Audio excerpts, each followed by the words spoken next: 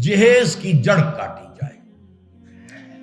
اگرچہ میں نے جو عہد لیا تھا، یہ 10 جنوری 1975 کا میرے پاس یہ ایک رقعہ ہے موجود لکھا ہوا۔ ہمارے ایک ساتھی تنظیم کے ہوتے تھے محمد حنیف ورک، ان کی شادی پر میں نے جو خطبہ دیا تھا، پھر میں نے مسجد خضرا میں لوگوں کو کھڑے ہو کر ہاتھ اٹھوا لیے تھے کہ اس کی پابندی کرنی ہوگی، انہوں نے ہاتھ اٹھائے تھے۔ اس میں نے اس کو شامل نہیں کیا تھا۔ یہ جہیز کا معاملہ جو ہے یہ ذرا ہمارے معاشی نظام کے ساتھ وابستہ ہے، اس میں کوئی ڈیمانڈ اینڈ سپلائی کا معاملہ بھی ہے، یہ آسانی سے ختم ہونے والی لعنت نہیں ہے۔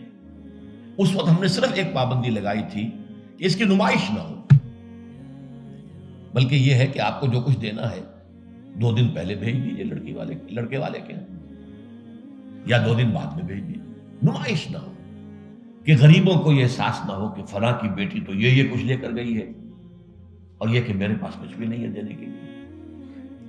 یہ جو احساس محرومی ہے آپ نوٹ کیجئے۔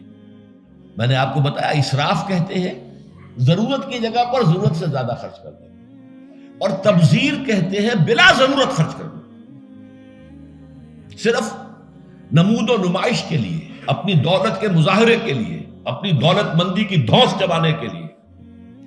پوری کوٹھی جو ہے قمقمہ بنی ہوئی ہے، ہر جگہ پر ہر درخت کے ہر پتے کے ساتھ بلب لگا ہوا ہے، معلوم ہو جگمگ جگمگ جگمگ ہو رہی ہے۔ بڑے عمدہ لباس سفید براق پہنے ہوئے جو بہرے ہیں وہ کھانے ڈشیں لیے ادھر جا رہے ہیں۔ یہ جو کچھ ہے اسراف، اور اس کے بعد تبذیر کے بارے میں تو فرمایا اسراف کے لیے تو صرف یہ کہا تسرفو لا تسرفو، اسراف نہ کرو، کلوا واشربوا ولا تسرفوا، کھاؤ پیو اسراف نہ کرو۔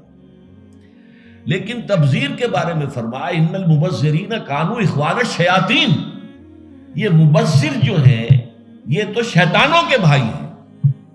کیوں؟ کافی عرصے تک میرا ذہن اس پر اڑا رہا، کیوں تشبیہ دی گئی؟ پھر بات کھلی سورہ مائدہ میں جا کر شراب کی حرمت کے ضمن میں الفاظ آئے، انما یرید الشیطان ان یوقع بینکم العداوۃ والبغضاء فی الخمر والمیسر، یہ شیطان یہ چاہتا ہے مسلمانوں کہ تمہارے اندر آپس میں بغض اور دشمنی پیدا کر دے شراب کے ذریعے اور جوئے کے ذریعے۔ شیطان چاہتا یہی ہے۔ اس شیطان کا حربہ لوگوں کے دلوں کو پھاڑ دینا، کلاس کانشسنس پیدا کر دینا، محرومین اور مترفین کے علیحدہ طبقے ہو جائیں، اور پھر لڑیں گے ٹکرائیں گے پھر۔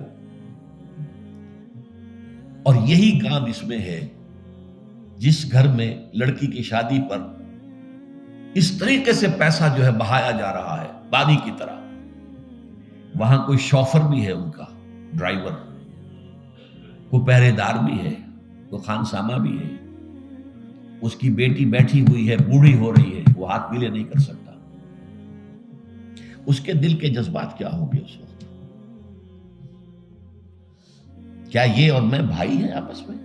انما المؤمنون اخوۃ، یہ واز کہنے کی بات ہے، یہ سب ڈھکوسلے ہیں۔ انما المؤمنون اخوۃ، یہ ہم بھائی ہیں۔ میری بیٹی بوڑھی ہو رہی ہے، ہاتھ پیلے نہیں کر سکتا، اور ان کے ہاں دولت جو ہے وہ پانی کی طرح بہ رہی ہے۔ یہ دل پھٹ گئے کہ نہیں؟ یہ طبقاتی شعور ابھرا کہ نہیں؟ ان یوقع بینکم العداوۃ والبغضاء فی الخمر والمیسر، عداوت اور بغض اور دشمنی پیدا کر دی۔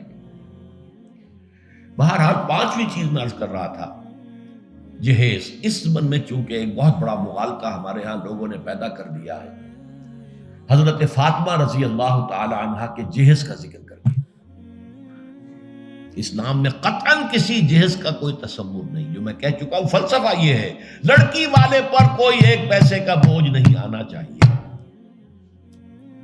حضرت فاطمہ کے جہیز کا معاملہ کیا تھا کہ ان کی شادی اس اعتبار سے یونیک تھی کہ لڑکی کے والد حضور اور لڑکے کے ولی حضور، حضرت علی کا اور کون تھا وہاں؟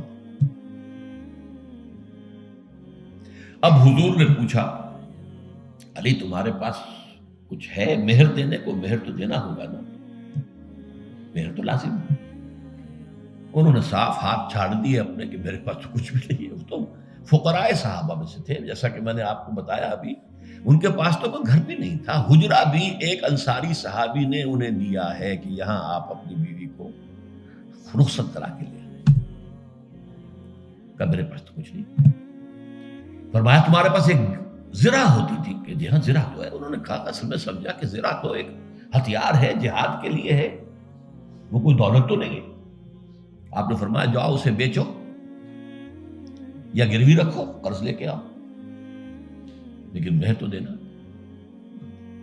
وہ گئے اپنی زرہ لے کر بازار میں آواز لگائی، حضرت عثمان نے خرید لیا، 30 دینار یا درہم جو بھی ہے، اس میں رقم کا میں یقین سے نہیں کہہ سکتا، اور بعد میں پھر واپس کر دی۔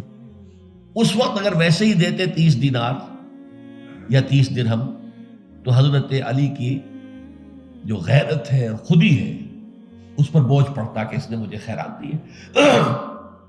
اس وقت تو خرید لی تاکہ کوئی بوجھ نہ ہو، میں نے زرہ بیچی ہے، پیسے لیے، بعد میں واپس کر دی ہدیۃ، یہ آپ کی زرہ واپس۔ وہ لا کے حضور کے سامنے پیسے رکھ دیے گئے۔ حضور نے کچھ تو گھر کے اندر بھجوائے کہ فاطمہ کے لیے وہ خوشبو کو تیاری، کوئی اچھے کپڑے کو بنائے، اور باقی سے وہ سامان بنا دیا، ایک گدا جس میں کھجور کی چھال بھری ہوئی تھی، 2 تکیے کھجور کی چھال کے، ایک مشکیزہ گھر پانی لانے کے لیے کنویں سے، ایک چکی جو یا گندم جو بھی ہوگی پیسنی ہوگی، 1-2 بالوئی سے برتن، بس یہ ہے جہیز۔ اور یہ حضرت علی نے جو مہر کی رقم پیش کی تھی اس میں سے حضور نے بنا کر دیا۔ وہ رقم جو ہے حضرت فاطمہ کا حق تھا نا، مہر تو لڑکی کا حق ہے، اسی کے گھر کا سامان بنا دیا۔ اپنے پاس سے حضور نے 1 پیسے کی کوئی شے نہیں دی۔ اس کے لیے یہ بھی دلیل نوٹ کر لیجئے کہ حضور کی اور بھی تو بیٹیوں کی شادی ہوئی کہ نہیں۔ حضرت عثمان کے گھر میں 2 بیٹیاں گئی ہیں حضور کی۔ پہلی بیٹی تو خیر مکے میں گئی تھی، ابھی شاید وحی کا آغاز بھی نہ ہوا ہو، میں یقین سے تو نہیں کہہ سکتا، ہو سکتا ہے کہ حضور کی نبوت کے ظہور سے پہلے شادی ہوئی ہو سکتا ہے، ممکن، لیکن ایک شادی تو مدینے میں ہوئی ہے،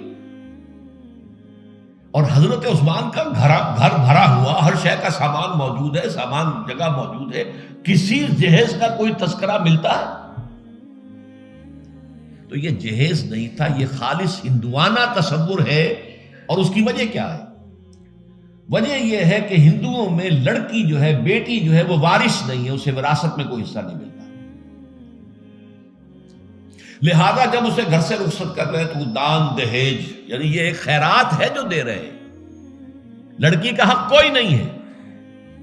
بلکہ راجپوتوں وغیرہ میں تو ہندوؤں کے اندر آپ کو معلوم ہونا چاہیے، لڑکا بھی صرف بڑا لڑکا وارث ہوتا تھا تاکہ زمین کے ٹکڑے نہ ہوں۔ 10 مربع ہیں تو 10 مربع ہی جائیں گے، چھوٹے بھائی بھی اس کے کمی کاری ہوتے تھے، بس ان کا کوئی حق نہیں۔ یہ اس اپنی فیوڈلزم کو برقرار رکھنے کے لیے، ورنہ 10-12 بچے ہو گئے، تقسیم ہو گیا تو فیوڈلزم تو ختم ہوا۔ پھر ہندوؤں کے ہاں تو یہاں تھا کہ لڑکی کا تو اس کو سوال ہی پیدا نہیں ہوتا کہ اس کا کوئی حق ہو، تو اسلام نے حق دیا ہے، لیکن یہ ہے کہ اس کا حق ہے، باپ فوت ہوگا اس کی وراثت میں سے حصہ اسے ملے گا، مما قل منہ او کثر، چاہے زیادہ ہو چاہے کم ہو، فریضۃ من اللہ، اللہ کی طرف سے فرض ہے، یہ لازم ہے۔ ماں فوت ہوگی، ماں کے اگر کوئی ہے وراثت ہے، اس میں سے بیٹوں کو بھی، بیٹی کو بھی حصہ ملے گا۔ لہذا یہ ہندوانہ تصور جو جہیز کا ہے، ویسے تو یہ کہ سرکاری سطح پر تو اگر اس کی کوئی مہم چلے اور محنت ہو اور جدوجہد ہو تو اس کی جڑ کاٹی جا سکتی، لیکن بہرحال ہم نے جو عہد لیا تھا اور جس پر کہ ہم نے پابندی کرائی ہے وہ یہ ہے کہ کم سے کم اس کی نمائش نہ ہو، دکھایا نہ جائے، تاکہ یہ کہ وہ کچھ محرومی کا تصور جو ہے لوگوں کے اندر پیدا نہ ہونے پائے۔